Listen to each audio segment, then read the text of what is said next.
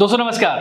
Book review की अगली कड़ी में आज मैं हाजिर हूं एनसीईआरटी प्राचीन इतिहास के साथ। इसका कवर पेज ये है, एनसीईआरटी प्राचीन इतिहास, और ये किताब आपको 390 रुपये की एमआरपी में मिलेगी। बाहर शायद कुछ और कम में आपको मिल जाए। अब इस किताब में क्या क्या है, इसके अंतर्गत क्या हमने समाहित किया है, इसके बारे में चर्चा करेंगे और ये समझने की कोशिश करेंगे कि एनसीईआरटी प्राचीन इतिहास आपकी तैयारी में किस तरह लाभदायक हो सकती है। दोस्तों आपको बता दूं कि हिस्ट्री जो है, हिस्ट्री को 3 भागों में बांटा जाता है। एंशिएंट हिस्ट्री जिसकी बात मैं करने जा रहा हूं, इसके अलावा मेडिवल हिस्ट्री, और तीसरी है modern history. Modern history and Indian national movement यानी भारतीय स्वतंत्रता संग्राम, ये 3 भागों में बटी हिस्ट्री होती है। आजकल जो परीक्षाओं का ट्रेंड है वो मेडिवल से सबसे कम सवाल पूछे जा रहे हैं और मॉडर्न से सबसे ज़्यादा, और उसके बाद एंशिएंट से सवाल पूछे जाते हैं। मैं जिसकी चर्चा कर रहा हूँ ये सिविल सर्विसेज के बारे में आपसे बात कर रहा हूँ। तो आजकल का जो ट्रेंड है उस ट्रेंड में मॉडर्न हिस्ट्री सबसे बड़ा हिस्सा कवर करता है। अगर हिस्ट्री के अंतर्गत सवाल पूछा जाता है तो बिगेस्ट जो हिस्सा है वो ये कवर करता है। इसके अलावा एंशिएंट हिस्ट्री से उसके बाद का हिस्सा कवर करता है, और उसके बाद सबसे कम सवाल आजकल पूछे जाते हैं मेडिवल हिस्ट्री से। और आज हम बात करने जा रहे हैं इस इतिहास की, प्राचीन इतिहास की। अब प्राचीन इतिहास में क्या क्या है और एनसीईआरटी सार आपके लिए क्यों महत्वपूर्ण है, इसके बारे में बात करेंगे। देखिए, एंशिएंट हिस्ट्री या हिस्ट्री का जो सिलेबस है वो बहुत वास्ट है, बहुत वास्ट सिलेबस है। इसकी शुरुआत पूरा पाषाण काल से होती है, पूरा पाषाण काल से, और राजपूत काल तक लगभग जाकर ये समाप्त होता है एंशिएंट हिस्ट्री। इसके भी कई संस्तर हैं, कई भाग हैं, जिसमें पूरा पाषाण काल के बाद सिंधु घाटी सभ्यता की चर्चा होती है, और सिंधु घाटी सभ्यता की चर्चा के बाद वैदिक सिविलाइजेशन की बात होती है, और धीरे धीरे करके ये राजपूत काल तक पूरा जो है क्रम चलता रहता है। अब एनसीईआरटी क्यों जरूरी है? जैसे आप किसी भी परीक्षा की तैयारी करते हैं तो मैं आपको बार बार इस बात को करता रहा हूं कि एनसीईआरटी आपका एक बैकग्राउंड बनाती है। बैकग्राउंड यानी परीक्षा की नींव। एनसीईआरटी में न केवल आपकी फैक्चुअल समझ बेहतर होती है किसी भी चीज़ को लेकर, बल्कि कंसेप्चुअल समझ भी बेहतर होती है। जैसे मैं इतिहास की बात करूं तो इतिहास को जीएस में एक बहुत महत्वपूर्ण स्थान प्राप्त है, और जीएस फर्स्ट पेपर, अगर मेंस की बात करें हम सिविल सर्विसेज की, तो इतिहास का एक बहुत बड़ा रोल इसमें भी होता है, जीएस फर्स्ट पेपर में, इतिहास और कल्चर का।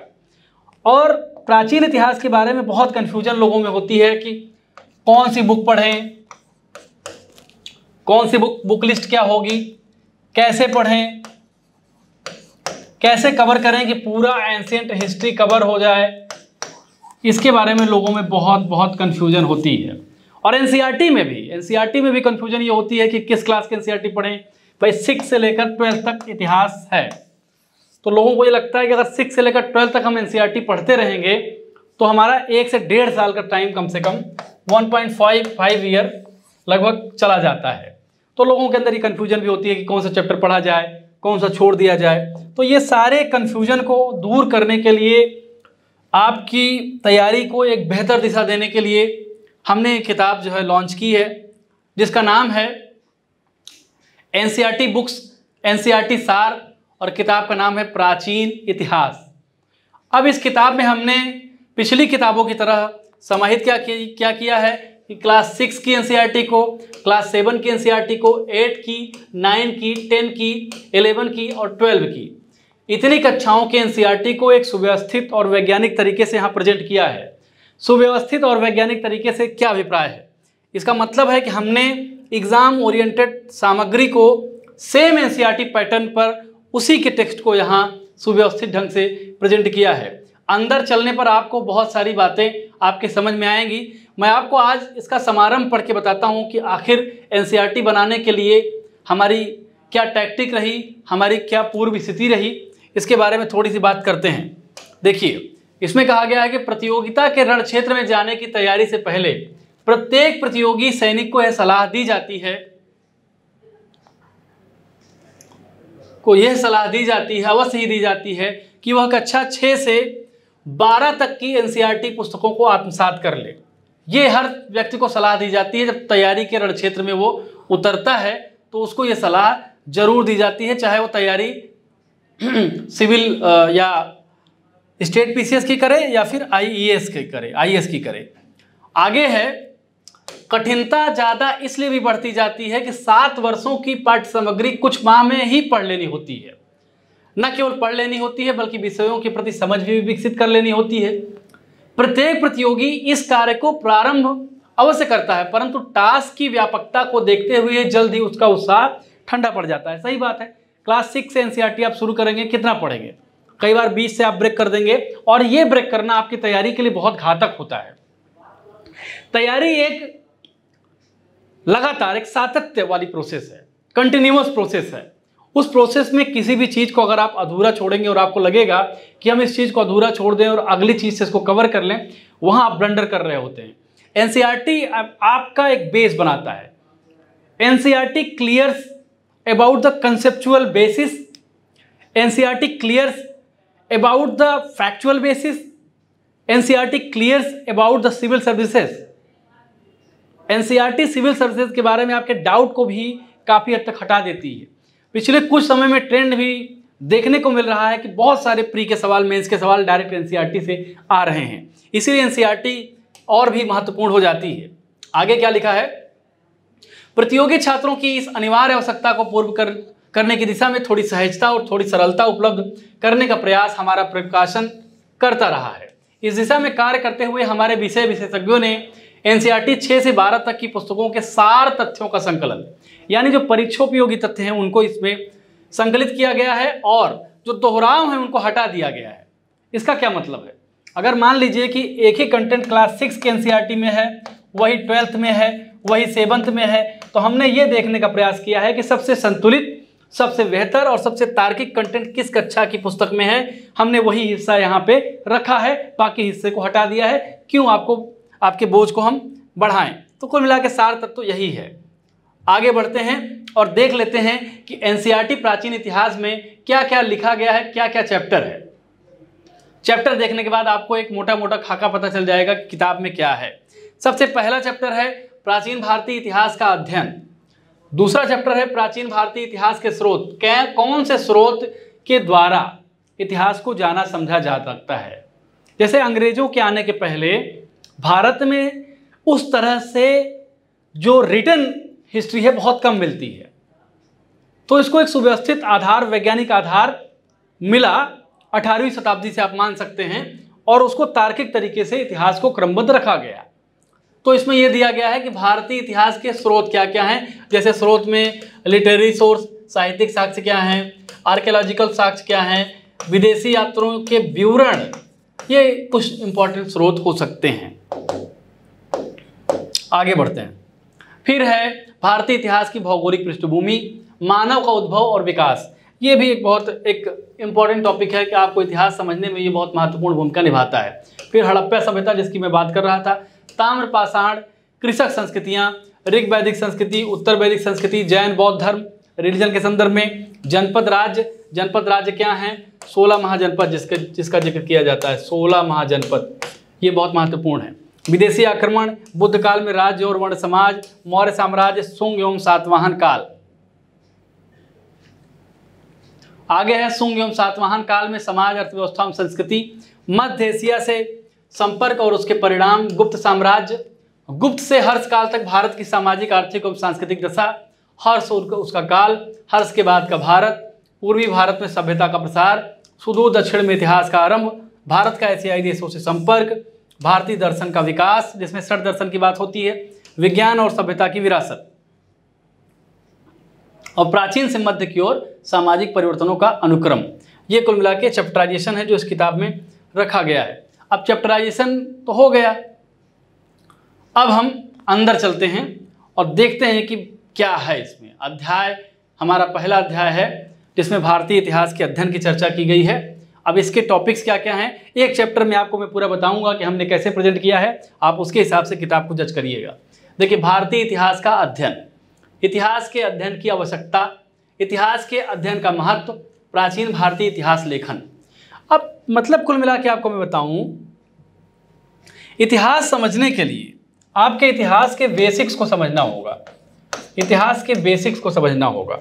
और इतिहास का जो बेसिक है उसमें सबसे इंपॉर्टेंट है source of the history, source of the history, source of the history. मैं एक एग्जांपल से आपको इसको क्लियर करने का प्रयास कर रहा हूं, देखिएगा। मान लीजिए कोई स्थान है जिसका नाम है, मान लीजिए रामपुर एक स्थान है, रामपुर। रामपुर में एक कोई ए व्यक्ति का बी से एक्सीडेंट हो जाता है। ए व्यक्ति स्कूटर से रहता है और बी व्यक्ति कार से रहता है। इन दोनों लोगों में भिड़ंत होती है, टक्कर बहुत तेज होती है, लेकिन संयोग से ए व्यक्ति को उतनी चोट नहीं लगती और इसके पैर का अंगूठा चोटिल हो जाता है, अंगूठा चोटिल हो जाता है। बाकी इसका पूरा शरीर, इसकी पूरी बॉडी सुरक्षित होती है और अंगूठे में भी इतनी चोट नहीं आई होती है कि अंगूठे को काटना पड़े या अंगूठे को कोई नुकसान पहुंचे। अब ये घटना हो जाती है रामपुर में। अब किसी सी व्यक्ति ने इस घटना के बारे में एक वृत्तांत लिखा। वृत्तांत, मान लीजिए घटना 50 साल पहले की है और इस वृत्तांत में इसका जिक्र किया। मान लीजिए उसने किसी चैप्टर का नाम लिख दिया या किसी किताब की शक्ल इसको दे दी। तो सी व्यक्ति जो था वो इस समय मौजूद था जब ए और बी के बीच टक्कर हो रही थी। तो सी व्यक्ति ने बताया कि बी ने ए को टक्कर मारा और ए के पैर के अंगूठे में चोट लग गई। लेकिन सी व्यक्ति के बाद एक कोई और व्यक्ति भी है, डी, जो उस समय मौजूद नहीं था। डी को किसी ई व्यक्ति ने जानकारी दी कि भैया ए और बी के बीच टक्कर हो गई है, उसका पैर टूट गया है। अब डी को यह पता चल रहा है कि उसका पैर टूट गया है। तो डी ने जब कोई किताब लिखी तो उसमें लिखा कि ए का पैर टूट गया है। उसी एट दैट टाइम किसी व्यक्ति एच के पास सूचना गई और एच को बताया गया कि ए का पैर कट गया है। उसने कोई किताब लिखी, उसमें लिखा कि ए का पैर कट गया है। और उसी समय किसी एक्स के पास सूचना गई और एक्स को बताया गया कि एक व्यक्ति ए को बी ने टक्कर मारी और ए का दोनों पैर कट गया। इसने भी वही उसी समय किताब लिखी। अब आपके पास कितनी सूचनाएं होंगी? सी के बाद डी, एच, एक्स, इतनी सारी सूचनाएं हैं। लेकिन सबसे इंपॉर्टेंट सूचना क्या है? सबसे इंपॉर्टेंट सूचना है, वही मैं आपको समझाने की कोशिश कर रहा हूं कि 50 साल बाद जब आप किताब के पन्ने पलटेंगे, आप ये देखने की कोशिश करेंगे कि what was the primary source. Primary source, primary source यानी प्राथमिक साक्ष्य क्या है? तो प्राथमिक साक्ष्य में आप देखेंगे कि जो सी व्यक्ति था वो ए और बी के करीब था, उसने पूरी घटना को अपनी आंखों से देखा था, इसलिए सी जो है प्राइमरी साक्ष्य हो जाएगा। और इतिहास में इसी प्राइमरी साक्ष्य का सबसे ज्यादा महत्व है। इसीलिए जब हम सोर्स ऑफ द हिस्ट्री की बात करते हैं, इतिहास जानने के साधन की बात करते हैं, तो हम कोशिश करते हैं कि प्राइमरी साक्ष्य क्या था। अगर हमें चंद्रगुप्त मौर्य, अगर हमको यह जानना है कि चंद्रगुप्त मौर्य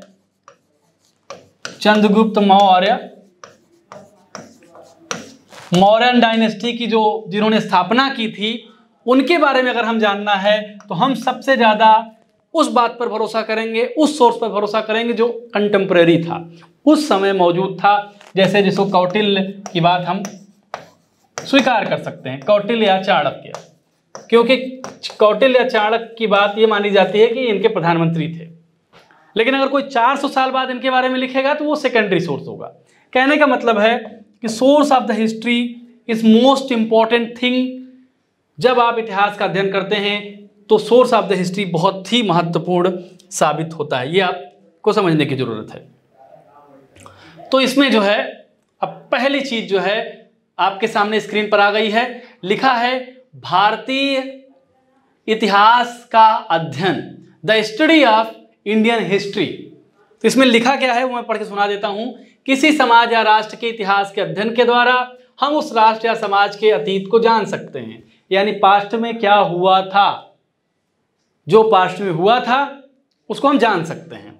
तब हम यह जान सकते हैं कि वह समाज या राष्ट्र एक दीर्घ अवधि में कैसे विकसित हुआ।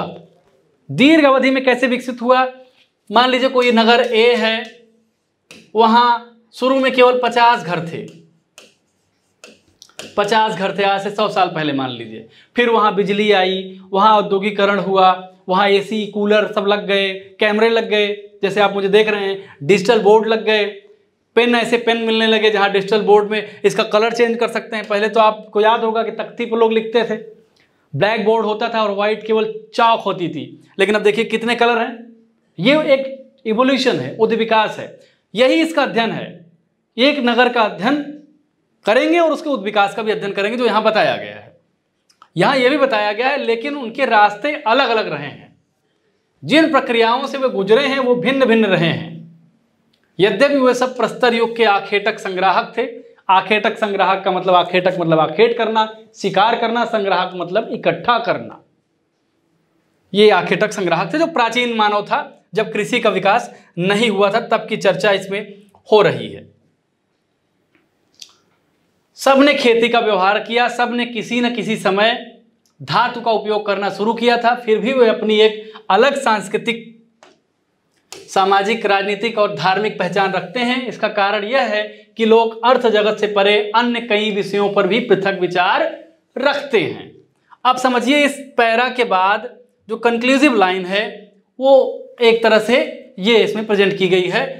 कुछ बातें प्रत्येक समाज की अपनी एक होती हैं, जैसे मतलब प्रत्येक समाज में ये चीजें अलग अलग होंगी।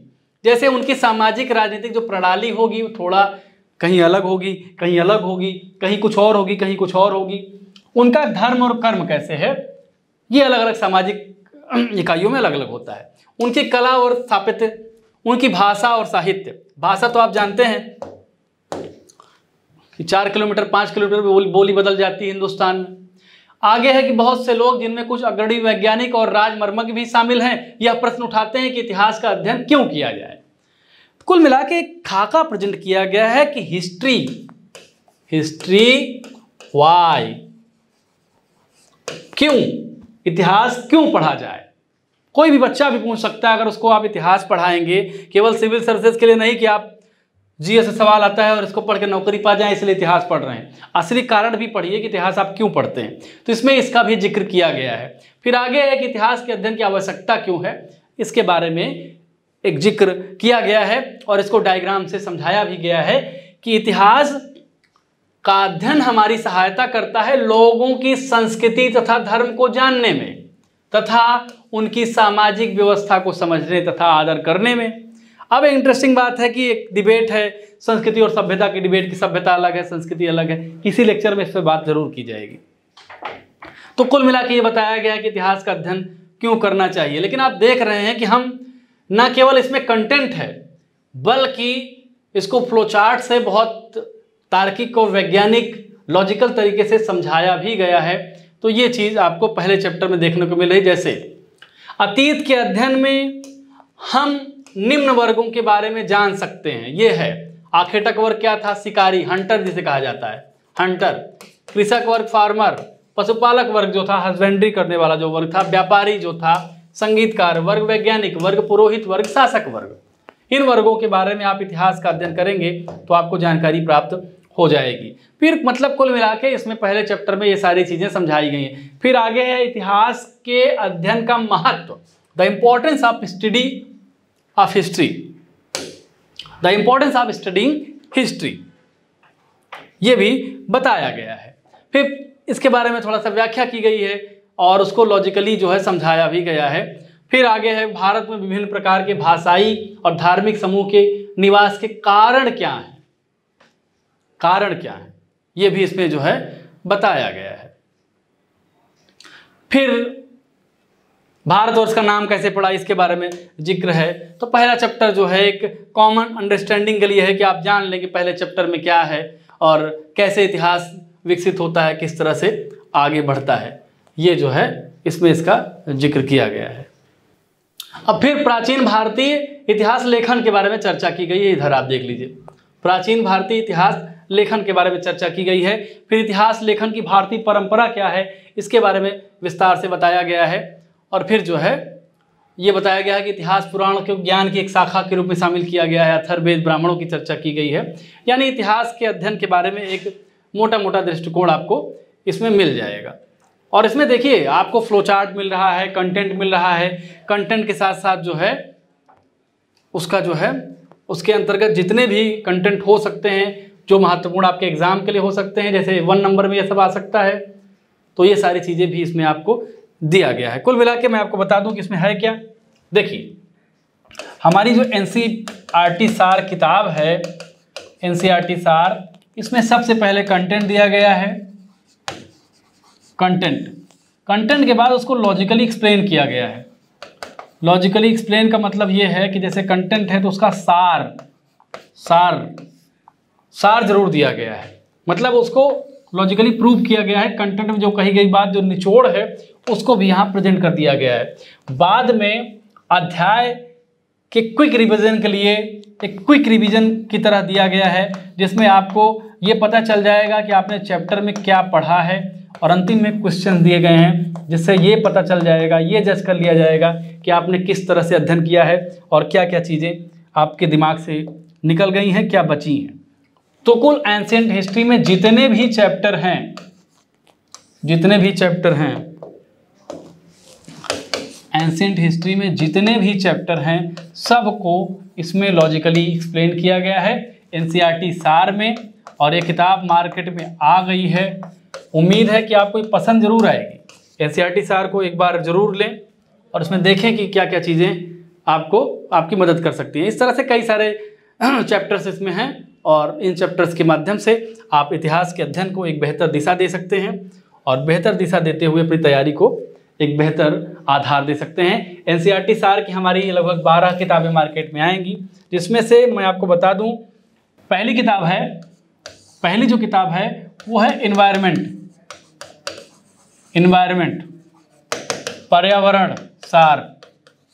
दूसरी किताब है इकोनॉमिक्स, जो मार्केट में आ गई उसी की चर्चा कर रहा हूँ, इकोनॉमिक्स। और तीसरी किताब ये अभी जो मैंने आपको बताई एंशिएंट हिस्ट्री। ये मार्केट में इतनी हमारी एनसीईआरटी सार की किताबें आ चुकी हैं। एनसीईआरटी सार आपकी तैयारी में बहुत महत्वपूर्ण भूमिका ये किताब निभा सकती है, अगर आप उसको पढ़ते हैं और ध्यान से पढ़ते हैं, लॉजिकली पढ़ते हैं। आज के लिए इतना ही, फिर किसी वीडियो पर बातचीत करेंगे। तब तक के लिए मैं विदा लूँगा। नमस्कार।